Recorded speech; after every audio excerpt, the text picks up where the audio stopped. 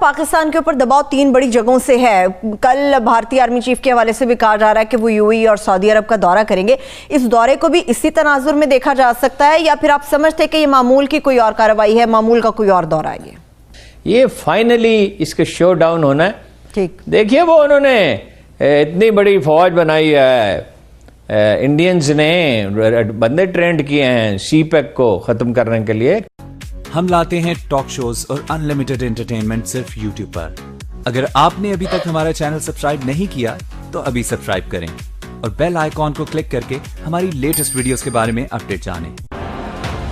پوری دنیا جہاں ایک اور مہاماری سے گزر رہی ہے تو وہیں بھارت دنیا کے انیک دیشوں کے ساتھ اپنے سمبندوں کو اور ادھک مضبوط کرتا جا رہا ہے. انہی میں اسرائیل بھی ایک مہتوپورن دیش ہے. اسرائیل اور بھارت کی دوستی ایک الگ ہی مقام پر ہے. بھارت جہاں اسرائیل کو اپنا سب سے قریبی دوست مانتا ہے تو وہیں اسرائیل بھارت کو اپنا سب سے وشوسنیہ پارٹنر سمجھتا ہے. دنیا جانتی ہے کہ اسرائیل رکشا چھیتر سمبندی تکنیکی اور جانکاری بھارت کو دینے سے کبھی بھی نہیں جھجکتا, کیونکہ اسرائیل ہی ایک وہ دیش تھا جو ہمیشہ بھارت کے ساتھ کھڑا ہے اور آگے بھی کھڑا رہے گا. آتنکواد کے مدعے پر اسرائیل پوری طرح سے بھارت کے ساتھ ہے, اسی لیے وہ اپنے سب سے آدھونک AWACS air radar system Bharat کو دے رہا ہے, جس کی بدولت اسرائیل نے ابھی حال ہی میں القاعدہ کے ٹاپ کمانڈر عبداللہ کو ایئر اسٹرائک میں مار گرایا. جہاں ایک اور اسرائیل بھارت کا متر ہے تو وہیں دوسری اور سعودی دیش بھی بھارت کو اپنا ساتھی مانتے ہیں. اسی کے تحت اب بھارت کے آرمی چیف UAE اور سعودی دیشوں کی یاترا پر جا رہے ہیں.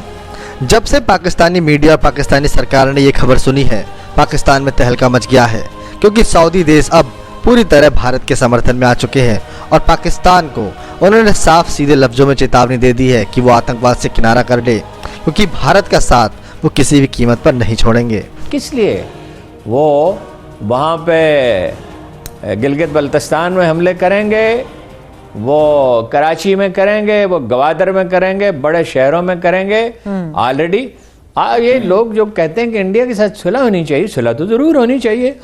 امن ہی وہ چیز ہے جس کی آرزو کی جانی ہے, جنگ تو کوئی چیز نہیں. جو لوگ ٹریک ٹو مذاکرات میں شامل رہے ہیں یا جو انڈین سے ملتے رہے, انڈین جرنلسٹوں سے ملتے رہے ہیں, میں نے ان سے پوچھا ہے, وہ کہتے ہیں کہ سوکھی روٹی کا ایک ٹکڑا جو چوہے کو پکڑنے کے لیے لگایا جاتا ہے اتنا بھی نہیں دے گا انڈیا آپ کو. وہ تو یہ کہتے ہیں ہم پاکستان کو ضم کرنا چاہتے ہیں.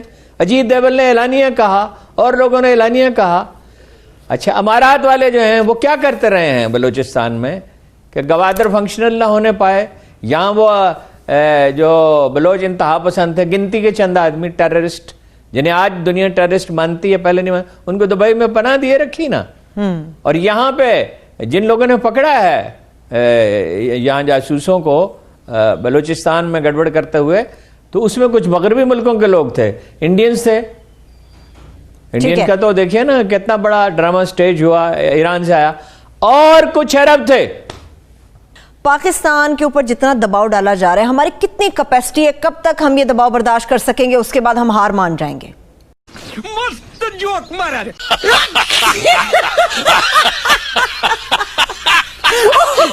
کوئی حکومت باقی نہیں رہے گی. انتہا پسندی پہ, دہشت گردی پہ کتنی جانیں دے کر, کتنا دکھ جھیل کر, اور کتنی زندگیاں قربان کر, کتنے بچے, عورتیں, بوڑھے مارے گئے, کتنے سپاہی مارے گئے, کتنے افسر مارے گئے, کتنے گھر اجڑ گئے, کتنے مزار, مقدس مزار اور امام بارگاہیں اور مارکیٹیں تباہ ہو گئیں. اس پہ تو ہم نے قابو پایا. کتنے برسوں میں 15-20 سال لگ گئے اس میں. اور اب آپ اسرائیل کو تسلیم کر کے ایک بار پھر انتہا پسندی کو ہوا دینا چاہتے ہیں.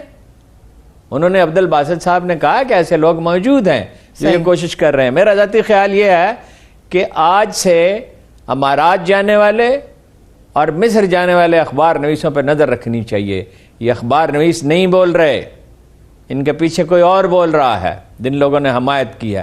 اور ایسے بودے اور گھٹیا دلائل انہوں نے دیے ہیں کہ قائد اعظم جو ہیں وہ اپنا ملکہ کے دستخطوں سے تو وہ گورنر جنرل بنے تھے. مجھے مولانا صاحب کی ایک لائن کی وضاحت چاہیے. میں چاہ رہی تھی آپ کی ایکسپرٹ اوپینین اس کے اوپر مل جائے کہ اس بات کا مطلب کیا ہے. وہ سمجھتے ہیں کہ امت مسلمہ, پوری امت مسلمہ اس وقت یتیم ہے اور اس کی ذمہ دار موجودہ حکومت ہے, یا ذمہ دار صرف ایک شخص ہے عمران خان, جس کی وجہ سے امت مسلمہ یتیم ہو گئی ہے؟ اس میں میں کیا کہوں. امت مسلمہ اس لیے یتیم ہے، اس نے علم کو چھوڑ دیا، اس نے ہمیشہ بری قیادت کا انتخاب کیا، پاکستان کی حد تک تو قائد اعظم کے بعد. میڈل ایسٹ میں بادشاہوں کی حکمرانی ہے، وہ فوج بنا ہی نہیں سکتے. جو اسلحہ سعودی عرب میں پڑا ہوا ہے F-35 طیارے ہیں جو صرف اسرائیل اور امریکہ کے پاس ہے، متحدہ عرب امارات کے پاس. انہیں چلائے گا کون؟ اور فوج کتنی ہے سعودی عرب کی؟ آپ حیران ہوں گے کہ کتنا 300-400 بلین ڈالر کا بجٹ ہوتا ہے. 500 بلین ڈالر کا تو ایک شہر بسا رہے ہیں، وہ نیوم. اور کتنی فوج ہے؟ 20-25 ہزار کی، ایل ٹرینڈ، پراپرلی ٹرینڈ بھی نہیں ہے. جی تو یہ اقبال نے کہا تھا کہ یہ بادشاہوں کی طرف نہ دیکھو. 37 میں جب اسرائیل پہ بہت ڈیبیٹ ہو رہی تھی، فسادات شروع ہو گئے تھے 36 میں. تو امت مسلمہ اس لیے یتیم ہے کہ حکمران ہمارے ہیں زرداری، نواز شریف، عمران خان، ٹھیک ہے، عرب کے بادشاہ، اور علماء ہیں ہمارے حضرت مولانا فضل الرحمان جیسے. ٹھیک ہے، اس لیے امت یتیم ہے. تو جو جنگ سے لوگ بھوک اور غربت کے مارے ہوئے تھے، لیکن لوگ دیہات سے نکلے، پوٹلیاں اٹھائی ہوئیں، عورتوں نے اپنے زیور جو ہے وہ نچھاور کر دیے بادشاہ کے. غیر مسلم رعایا نے، مسلمان رعایا تو بہت تھوڑی تھی، غیر مسلموں نے. امت اس لیے یتیم ہے کہ ہمارے لیڈر فضل الرحمان جیسے ہیں، زرداری جیسے اور عمران خان جیسے ہیں. تو دوستو دیکھا آپ نے کیسے پاکستانی میڈیا اور پاکستانی سرکار بھارت کے بڑھتے ہوئے قدموں سے گھبرا رہی ہے.